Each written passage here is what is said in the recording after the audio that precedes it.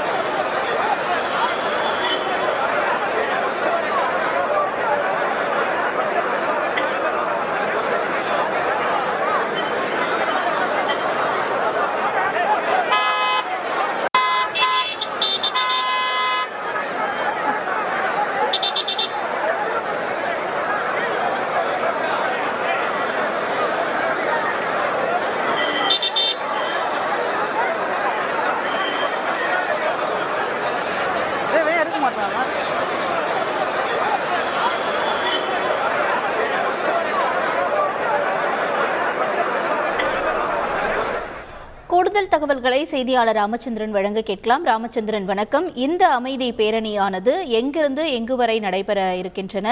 மேலும் இந்த பேரணியில் யாரெல்லாம் பங்கேற்றிருக்கிறார்கள்? அடுத்த கட்ட நிகழ்வுகள் என்ன? ராமச்சந்திரன், வணக்கம். முன்னாள் முதலமைச்சர் அண்ணாவின் 55வது நினைவு தினம் இன்று தமிழகம் முழுவதும் அனுசரிக்கப்படுகிறது. திமுக சார்பில் அமைதி பேரணியானது சென்னையில் துவங்கியுள்ளது. திமுகவின் பொதுச்செயலாளர் திரு துரைமுருகன் தலைமையில் அக்கட்சியின் பொருளாளர் திரு டி.ஆர். பாலு உள்ளிட்ட முக்கிய நிர்வாகிகள் பங்கேற்ற பேரணியானது துவங்கியுள்ளது.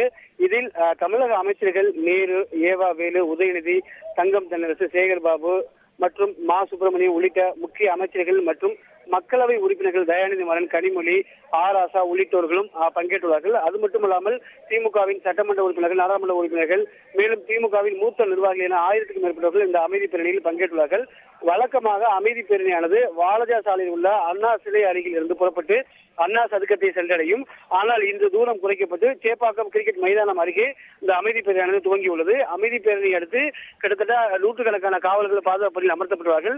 மேலும் அமைதி பேரணியில் பங்கேற்றுள்ள திமுகவின் முக்கிய நிர்வாகிகள், அமைச்சர்கள் எனவும் கருப்பு உடை அணிந்து, கருப்பு சட்டை அணிந்து இந்த பேரணியில் பங்கேற்றுள்ளார்கள். உங்களுடைய தகவல்களுக்கு நன்றி ராமச்சந்திரன்.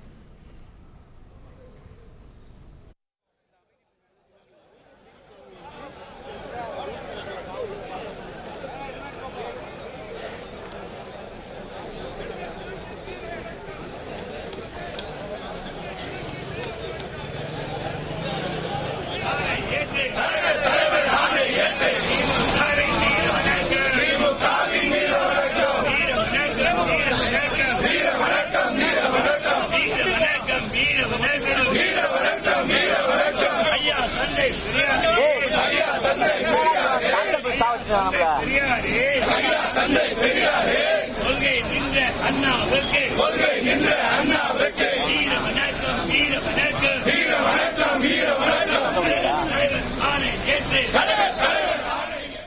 தாய்லாந்து போகாமலே இப்போ authentic Thai massage spa a family rejuvenation centre, Chennai and Coimbatore.